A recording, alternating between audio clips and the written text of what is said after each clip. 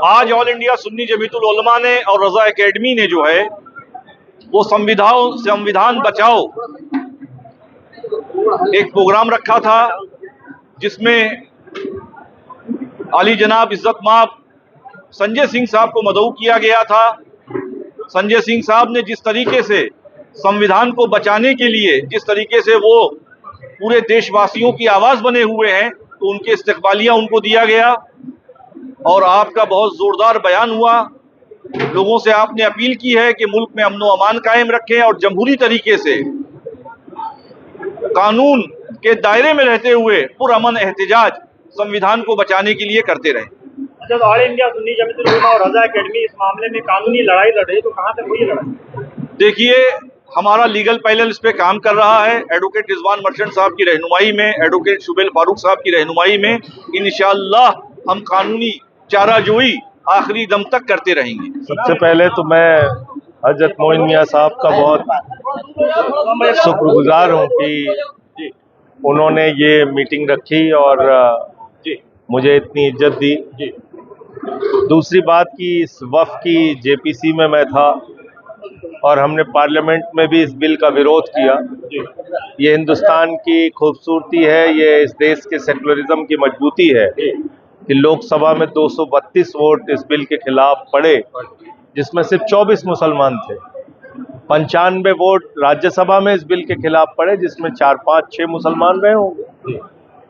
तो इस देश के लोगों की ये खूबसूरती है कि हम सब लोग मिल के रहना चाहते हैं और जहां कुछ भी गलत होगा, संविधान के खिलाफ होगा, हम उसका विरोध करेंगे। और संविधान की धारा 26, 25 ये कहती है कि हर धर्म के मानने वाले व्यक्ति को अपनी धार्मिक संपत्तियों के प्रबंधन करने का और अपने धर्म के मुताबिक पूजा अर्चना इबादत प्रेयर करने की छूट है, आज़ादी है। तो वो हक हमसे कोई छीन नहीं सकता।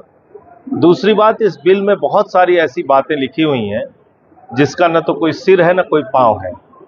इस बिल में लिखा हुआ है कि 5 साल तक प्रैक्टिसिंग मुस्लिम है वही दान कर सकता है। अब दान करने के लिए भाई कौन सा कानून ये कहता है पूरी दुनिया में कि आपको दान करने के लिए धर्म के रीति रिवाजों का पालन करना जरूरी है। दूसरा, इस कानून में लिखा हुआ है कि वक्फ बाय यूज़र को हम नहीं मानेंगे। वक्फ बाय यूज़र का मतलब है कि कोई संपत्ति मस्जिद के रूप में, दरगाह के रूप में, कब्रिस्तान के रूप में, मदरसे के रूप में अगर वर्षों से इस्तेमाल हो रही है तो आप उसके लिए एक नया विवाद पैदा करेंगे, गैर मुस्लिम को बोर्ड में रखेंगे। ये सब तमाम ऐसे विवादित पॉइंट हैं जिसके खिलाफ हम लोगों ने सदन में भी बोला था और इस बिल के खिलाफ जेपीसी के सामने भी अपनी रिपोर्ट हम लोगों ने दी थी, अपना विरोध दर्ज कराया था। अब इसकी कानूनी लड़ाई सुप्रीम कोर्ट में चल रही है।